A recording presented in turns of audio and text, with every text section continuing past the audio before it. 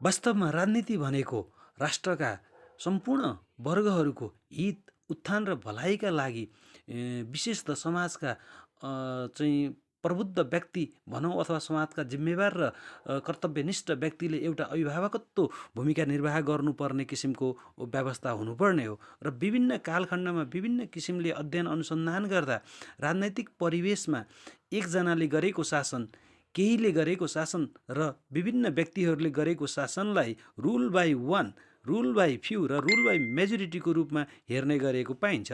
Rule by one जसमा monarchy राजतन्त्र जुन असल र संयमी किसिमको राजतन्त्र हुँदा त्यसले चाहिँ जनता र राष्ट्रको हितको लागि काम गरिरहेको हुन्छ र जब त्यो राजतन्त्र विकृत हुँदै गइसकेपछि चाहिँ टेरानी अत्याचार तन्त्रमा परिणत भइसकेपछि त्यसको कुनै अर्थ रहँदैन। त्यस्तै गरी अर्को कुलीन तन्त्र जुन सुरुको अवस्थामा एरिस्टोक्रेसीको रूपमा रहन्छ र जसले बहुसङ्ख्यक जनताको हितका लागि र राष्ट्रको हितको लागि काम गर्दै जान्छ। जब कुलीन तन्त्र एरिस्टोक्रेसी चाहिँ विकृत भइसकेपछि ओलिगार्की धनी तन्त्रमा परिणत हुन्छ।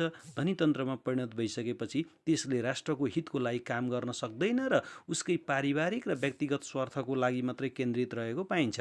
र अर्को जुन धेरैले गर्ने शासन अथवा रुल बाई मेजोरिटी जसमा विभिन्न किसिमका चाहिँ संयमी व्यक्तिहरूद्वारा चाहिँ शासनको लागि अगाडि पुगेका हुन्छन्, जसलाई पोलिटी संयमी प्रजातन्त्र भनिन्छ र बिस्तारै त्यो संयमी प्रजातन्त्र पनि केही चरण पार गर्दै गइसकेपछि जसरी भए पनि धेरै मत सङ्कलन गरेर शासन गर्ने पक्षमा पुगेका हुन्छन्, जसलाई हामीले डेमोक्रेसी प्रजातन्त्रको रूपमा हेर्न सक्छौँ। र फेरि त्यो किसिमको प्रजातान्त्रिक व्यवस्था पनि विकृत हुँदै गइसकेपछि त्यो चाहिँ एक किसिमको चाहिँ जुन अर्बिटरी डेमोक्रेसीमा परिणत हुन्छ, त्यो भनेको मनपरी तन्त्रको अवस्थामा आउँछ। यसरी विभिन्न किसिमका राजनैतिक परिवेशलाई वस्तुहरूलाई नियालेर हेर्दा आजको समाजमा विभिन्न किसिमका आफ्ना स्वार्थका खातिर अथवा स्वार्थको डम्फु बजाउनको लागि मात्रै राजनीतिमा होमिने र राष्ट्रलाई चाहिँ कङ्गाल बनाउनका खातिर, राष्ट्रलाई सिद्ध्याउनका खातिर र आफ्नो व्यक्तिगत र दलगत स्वार्थ पूर्ति गर्नका खातिर मात्रै राजनीतिमा लाग्ने परिप्रेक्ष्यमा रहेका मानिसहरूले यस किसिमका केही समकालीन वादहरू र राजनीतिक विषयको बारेमा पनि केही जानकारी लिनु र त्यो अनुसार चाहिँ व्यवहार गर्नु आजको आवश्यकता हो। र यसै सन्दर्भमा हामीले यहाँ सार्थक जीवन नामक ग्रन्थबाट जसको पृष्ठ 79मा समकालीन वादहरू भन्ने शीर्षक रहेको पाइयो र यसैलाई प्रस्तुत गर्ने जमर्को गरेका छौँ। राजनैतिक सन्दर्भमा समकालीन वादहरू। राजनैतिक विश्लेषक तथा विद्वानहरूले विभिन्न कालखण्डमा प्रतिपाद गरेका विशेष सिद्धान्त वा मतहरूलाई वाद भनिन्छ। यही कुरा पत्ता लगाउन गरिने तर्क वितर्क र शास्त्रार्थलाई पनि वाद भनिन्छ। यहाँ केही राजनीतिक वादहरूको बारेमा प्रश्न पार्ने जमर्को गरिएको छ। वर्तमान विश्व राजनैतिक समाजमा विभिन्न व्यक्तिहरूले विभिन्न किसिमका राजनैतिक वादहरूको अनुसरण गर्दै राजनीति जगतमा आफ्ना मतहरू अगाडि सारेको पाइन्छ। अनि कतिपय मानिस विभिन्न वादहरूका मूलभूत सिद्धान्त र आधारको जानकारी बिना नै तर्क र सिद्धान्तविहीन रूपमा राजनीतिमा होमिएको पाइन्छ। साथै केही राजनीतिज्ञ भनाउँदाहरू कताबाट कुन नारा लिएर प्रवेश गर्दा जनताको दिमाग बुट्न सकिन्छ र आफू सम्पत्ति अनि सत्ताको मालिक बन्न पाइन्छ भनेर अनेकौँ चित्र चिहाइरहेका हुन्छन्। त्यसैले वर्तमानमा चर्चामा आएका विभिन्न वादहरूको बारेमा यहाँ चर्चा गर्ने जमर्को गरिएको छ। पुँजीवाद। पुँजीवाद त्यो अर्थव्यवस्था हो जसमा पुँजी निजी स्वामित्वमा हुन्छ र आफ्ना आर्थिक उद्यमहरूका माध्यमबाट नाफा कमाउनका लागि लगानीकर्ताहरूले स्वतन्त्र रूपले प्रयोग गर्दछन्, जुन क्यापिटलिस्ट सोसाइटी भनौँ अथवा क्यापिटलिजममा भएको हुन्छ। एउटा आर्थिक प्रणालीका रूपमा पुँजीवाद भनेको त्यो औद्योगिकरणको कानुनी व्यवस्था हो जसमा बहुसङ्ख्यक श्रमिक वर्ग उत्पादनको साधन माथिको स्वामित्वबाट वञ्चित हुन्छन्। उनीहरू फगत ज्याला कमाउने ज्यामी हुन्छन्, जसको जीविका सुरक्षा र व्यक्तिगत स्वतन्त्रता औँलामा गन्न सकिने पुँजीपति वर्गहरूको इच्छामा भर पर्छ। समाजको भूमि, श्रम र यन्त्र उसैको नियन्त्रणमा हुन्छ। त्यसको प्रयोग उसको निजी नाफाका लागि गर्दछ। पुँजीवादी व्यवस्थामा पुँजीपति मात्र नभई क्रेता, विक्रेता, श्रमिक तथा अन्य रोजगारदाताहरू आफ्नो तरिकाले प्रतिस्पर्धामा उत्रेका हुन्छन्। पुँजीवाद व्यक्तिगत स्वतन्त्रताको सबैभन्दा ठुलो प्रणेता हो, तर असमान आर्थिक आधारमा उभिएको समाजमा त्यो स्वतन्त्रता निरर्थक हुन्छ। बाघ र बाख्रालाई एउटै भाँडामा पानी खान दिइएको जस्तो स्वतन्त्रता पुँजीवादमा हुन्छ। तसर्थ राज्यले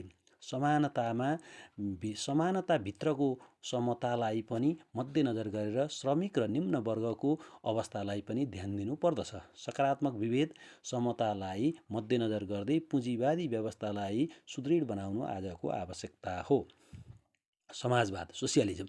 समाजवाद त्यो नीति वा सिद्धान्त हो जसको उद्देश्य जनवादी केन्द्रित सत्ताशक्तिका माध्यमले धनको पहिलेभन्दा अपेक्षाकृत असल वितरण र उत्पादनको लक्ष्य प्राप्त गर्नु हो। समाजवादलाई लिएर विद्वानहरूका मतभेद हुने गरेको छ। मतभेद छ। यसो मुख्य कारण समाजवादसँग सम्बन्धित अनेकौं प्रकारका विचारहरू उत्पादन हुनु हो। समाजवादमा उत्पादन यी विधिहरूलाई औँल्याएर भनिएको छ। समाजवाद त्यो टोपी समान छ जसको आकार अनेकौं व्यक्तिले भिरेर समाजका कारण विकृत भइरहेको छ। विचारधाराको इतिहास र समाजवादका प्रमुख विचारहरू निम्न प्रकारका रहेका छन्। काल्पनिक विचारधारा। समाजवादी विचारका प्रारम्भिक चिन्तकहरूलाई काल्पनिक समाजवादी भनिन्छ। यो विचार कालले तत्कालीन समयमा भएको पुँजीवादको शोषणको कटु आलोचना त गरे, तर कस्तो किसिमको समाजवाद आवश्यक छ भनेर आफ्नो विचारको व्याख्या गर्न सकेनन्। भोकै मर्दछन् रे किसान जनता जोन नउब्जाउँछ, नाङ्गै मर्दछन् रे बहुमूल्य कपडा जसले यहाँ बुन्दछ, बासै छैन कठैबरी महलको निर्माण जो गर्दछ, बाँच्नै पो अधिकार छैन कि कसो हो संसार जो रच्दछ भन्ने विचार र प्रश्न मात्र उब्जाए, तर निराकरणको खाका तयार गर्न सकेनन्। वैज्ञानिक विचारधारा। मार्क्स र एङ्गेल्सद्वारा भौतिकवाद र इतिहासको भौतिकवादी व्याख्याका माध्यमबाट समाजमा त्यस बेलाको विकासको वैज्ञानिक विश्लेषण गरे।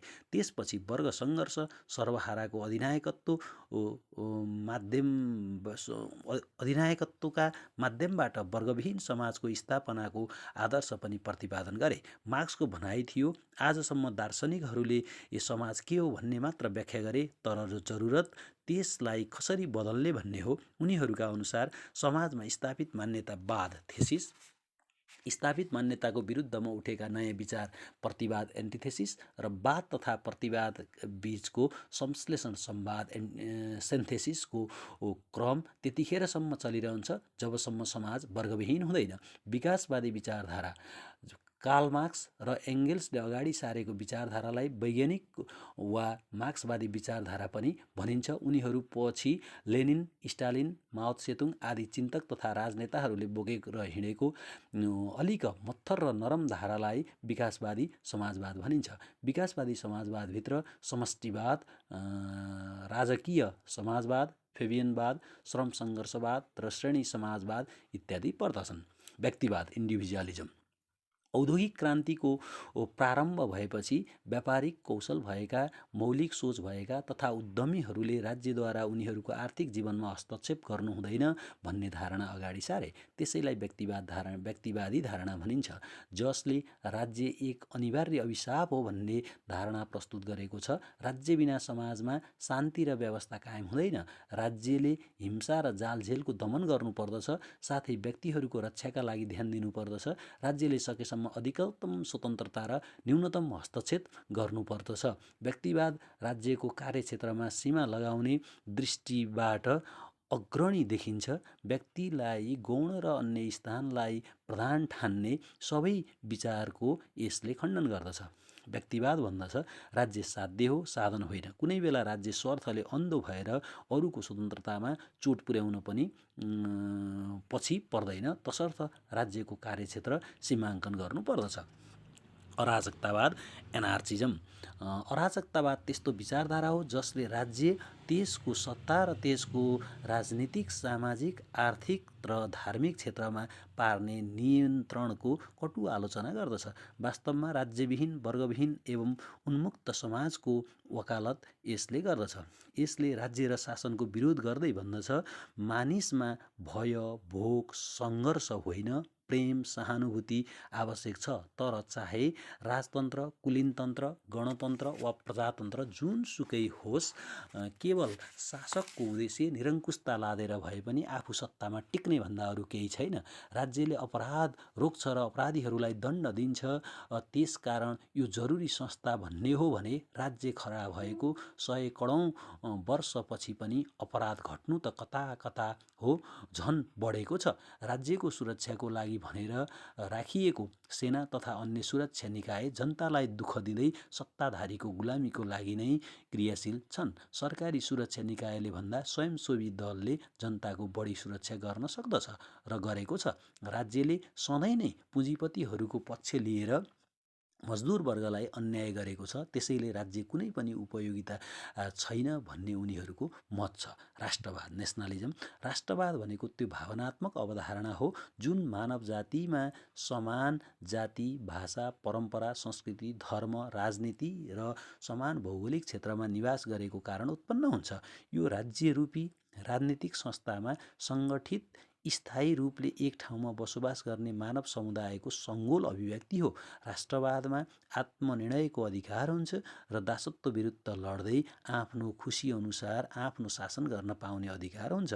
जब कुनै पनि भूगोलका जनतामा राष्ट्रवाद जागृत हुन्छ, राज्यको प्रतिष्ठा बढाउनका लागि र मुलुकको प्रगति स्वाभिमानका लागि क्रियाशील हुन पनि प्रेरित गर्दछ। त्यसैले आफ्नो मुलुकको बैरीलाई हरेक राष्ट्रवादीले घृणा गर्छ र जो आफ्नो मुलुकको प्रगतिमा बाधक बन्छ त्यसका विरुद्ध उभिन्छ। माथि उल्लेखित र अन्य थुप्रै वादहरू पनि आजको समाजमा नउदाएका होइनन्। प्राकृतिक साम्यवादको अवस्थामा मानिस प्रकृतिको काखमा स्वच्छन्दतापूर्वक जीवन बिताइरहेको थियो। त्यस बेला उसलाई न कुनै कुराको भय थियो न कुनै कुराको चिन्ता। ऊ सज्जन, जङ्गली, नोबेल सेफ थियो र स्वतन्त्र, सन्तुष्ट र स्वार्थ र निडर। त्यस बेला उच निच, तेरो मेरो जस्ता भेदभाव र सङ्कीर्णताको कमी थियो। मानिसका आवश्यकताहरू सीमित थिए र प्राकृतिकका माध्यमबाट सबै जसो पुरा हुन्थे। मानिस पूर्ण रूपले वर्तमानप्रति मात्र सरोकार राख्थे, भविष्यप्रति उसलाई कुनै चासो अथवा चिन्ता थिएन। बिस्तारै बिस्तारै सम्पत्ति रूपी सूर्यले मानिसको जीवनमा प्रवेश गर्दै गयो अनि यसमा पारिवारिक र वैयक्तिक सम्पत्ति जोड्ने प्रवृत्ति भयो, जसको फलस्वरूप मानिस बीच विद्यमान समानताको अन्त्य भएर विषमताको प्रारम्भ भयो। मानिसले सुख शान्ति गुमायो र जीवन विषाक्त हुन पुग्यो। टाठा बाठा र शक्तिशालीहरूले निर्बलहरूलाई अधीनमा ल्याई तिनीहरूको स्वतन्त्रतामा हतकडी लगाए। उनीहरूलाई कमरा बनाए र आफूले धन र नयाँ शक्ति प्राप्त गर्दै अधिकतम फाइदा लिए। यसै अनुरूप विकास भएको वर्तमान समाज, राज्य व्यवस्था र सरकारमा टाठाबाठा र शक्तिशालीहरूको प्रभुत्व रहँदै आएको छ।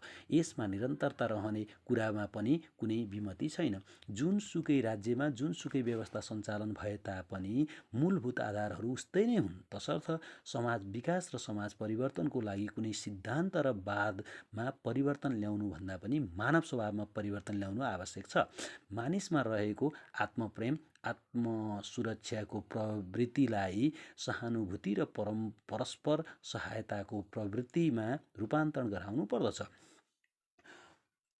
अन्तस्करण र विवेकलाई उजागर गराउनु पर्दछ। वर्तमान जटिल समाजमा फेरि प्राकृतिक साम्यवाद र पूर्ण रूपमा वर्गविहीन समाजमा रूपान्तरण गर्ने भन्ने कुरा कल्पना र दिवा सपना मात्र हो। तसर्थ वर्तमान समाजमा चलेको कुनै पनि व्यवस्था र वादलाई आदर्श र प्रभावकारी ढङ्गले सञ्चालन गरेर देश र जनताको अधिकतम हितका लागि उपयोग गर्नु नै आजको आवश्यकता हो। समाज वा राज्य कसरी चल्छ र त्यसको उन्नति प्रगति कस्तो हुन्छ भन्ने कुरा सम्पूर्ण नागरिक र अझ जिम्मेवार निकायमा रहेका कर्मचारी र राजनैतिक नेतृत्वको इच्छा शक्तिमा भर पर्दछ। प्रत्येक व्यक्तिको अन्तर्निहित इच्छालाई दुई किसिमले हेर्न सकिन्छ। प्रथम, वास्तविक इच्छा, एक्चुअल विलिङ। यो इच्छा भएका व्यक्तिहरू स्वार्थ तथा सङ्कीर्णतामा आधारित हुन्छन्। यस्तो इच्छाद्वारा निर्देशित व्यक्ति आफ्नो स्वार्थमा चुर्लुम्म डुबेको हुन्छ र विवेकहीनताको अधीनमा हुन्छ। आदर्श इच्छा, रियल विलिङ।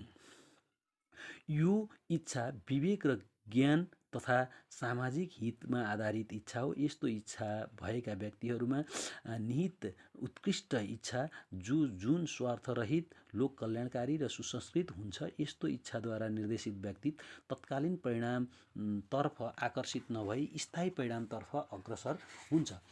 तसर्थ समाज र राष्ट्रको नेतृत्व वर्गमा आदर्श इच्छाशक्ति हुनु नितान्त आवश्यक छ। वर्तमानमा निजी सम्पत्तिको अधिकारमा बन्देज लगाउन र उल्लङ्घन गर्न मिल्ने अवस्था छैन। बरु भूमाफियाहरूको चलखेल र सरकारी तथा गुठीको जग्गालाई निजीकरण गर्ने गिरोहको पहिचान र नियन्त्रण तथा दण्ड सजाय राज्यको ध्यान जानु नितान्त आवश्यक छ। निजी सम्पत्ति, व्यापार, व्यवसाय, कल कारखाना तथा उद्योग धन्दालाई प्रोत्साहन गर्दै उत्पादन तथा आयको आधारमा कर प्रणाली व्यवस्थित गर्नुपर्दछ। साथै भूमिपतिहरूले गरेको जग्गाको अधिग्रहणमा भने राज्यले सीमा निर्धारण गर्नु नितान्त आवश्यक छ।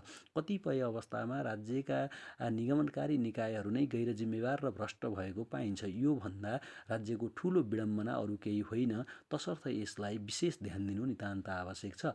विश्व इतिहासलाई निहाल्दा कहिले मन्त्रले, कहिले यन्त्रले त कहिले तन्त्र र कहिले षड्यन्त्रले हाम्रो समाज चल्दै आएको छ। समाजमा विकासका निम्ति जिम्मेवार निकायहरूका व्यक्तिमा आदर्श इच्छा हुनु साथै सम्पूर्ण नागरिकमा श्रमको कदर गर्ने, श्रममा समर्पित हुन उत्प्रेरित गराउनु पर्दछ। नीति नियमको चाङ थुपार्ने भन्दा पनि कार्यान्वयनमा जोड दिनुपर्दछ। हरेक नागरिकमा आत्मअनुशासन र जिम्मेवारीता विकासमा जोड दिनुपर्दछ। सामाजिक, वातावरणीय र आर्थिक रूपमा हित नहुने कुनै पनि कामलाई पूर्ण रूपमा नियन्त्रण गर्न राज्यको सम्पूर्ण निकायले जिम्मेवारीका साथ लाग्नुपर्दछ। साहित्य, दर्शन र भावनाले मात्र परिवर्तन सम्भव छैन। तसर्थ यसलाई वास्तविकतामा परिणत गराउनु र प्रयोगमा ल्याउनु नितान्त आवश्यक छ। विश्व राजनैतिक इतिहासमा हेर्दा नामाङ्कन जसरी भए पनि राजतन्त्र, कुलीनतन्त्र र प्रजातन्त्र नै विशेष किसिमका राजनीतिक अभ्यासको रूपमा देखा परेका छन्। जुन नेतृत्वले आफ्नो हैसियत र जिम्मेवारी वहन गर्न सक्यो उनै सफल र लोकप्रिय नेतृत्व कहलाएको छ। साथै सरकारमा उसको स्थायित्व पनि हुन्छ। हाम्रो देशमा वर्तमान प्रजातान्त्रिक नेतृत्वको अभ्यास भएको भनिएको छ। सरकारमा देशको लागि वा जनताको लागि थुप्रै त्याग बलिदानी दिएका नेतागणहरू विराजमान हुनुभएको भन्ने प्रचार प्रसार गरिएको छ। तर मलाई भने कतिपय सम्बन्धमा हाम्रो नेतृत्वको कार्यशैली र व्यवहार हेर्दा पञ्चतन्त्रमा भनिएको रङ्गीन स्यालको कथासँग तुलना गर्न मन लाग्यो। कथा यसरी सुरु हुन्छ। कथा अनुसार एउटा छट्टु स्याल जङ्गलमा भौतारिँदै हिँड्ने क्रममा मानव बस्तीमा पुग्दछ। त्यहाँ ऊ एउटा धोबीको कार्यक्षेत्रमा पुग्दछ। त्यहाँ हडबडिएर उक्त स्याल धोबीले कपडा रङ्ग्याउन तयार पारेको नीलो रङ्गको बाल्टीमा डुब्न पुग्दछ। त्यसपछि त्यहाँबाट कुलेलाम ठोकी जङ्गलमा पुग्दछ। आफ्नो रूप रङ्ग जङ्गलका सबै जनावरभन्दा फरक भएको पाउँछ। सोही मौका छोपी उसले एउटा डाँडाको चुचुरोमा गएर आफूलाई जङ्गलको राजा घोषणा गर्दछ। अरू जनावरहरू फरक रङ्गको जनावरलाई सुरुमा जङ्गलका सबै जनावरहरू नीलवर्ण महाराज मान्दछन्। समय बित्दै जाँदा एक दिन नीलवर्ण महाराज गद्दीमा विराजमान भएको अवस्थामा कतैबाट आफ्ना सहगोत्री स्यालहरूले हुइया हुइया गर्दै कराएको आवाज आउँछ। त्यसै समयमा यता नीलवर्ण महाराजको शुद्धि बुद्धि हराउँछ र आफ्नो वर्तमान जिम्मेवारी तथा हैसियत भुसुक्कै बिर्सिएर ऊ गद्दीमाथि नै उभिएर हुइया हुइयाको सङ्गीतमय लवजमा चिच्याइदिन्छ। अनि अन्य जनावरहरूका सामु नीलवर्ण महाराजको हैसियत सदाको लागि अन्त्य हुन्छ। त्यस्तै वर्तमानमा हाम्रा नवरङ्गधारी राजनैतिक नेतृत्वहरूको वास्तविक हैसियत जताजतै छताछुल्ल भएको छ। त्यसैले नेतृत्व गर्न नेतृत्व क्षमता पनि चाहिन्छ र जनताले जुन जिम्मेवारीको लागि अमूल्य मत दिएर पठाएका हुन् त्यसलाई कसरी वहन गर्ने सोच्नु तथा आफ्नो हैसियत नभुल्नु नितान्त आवश्यक छ।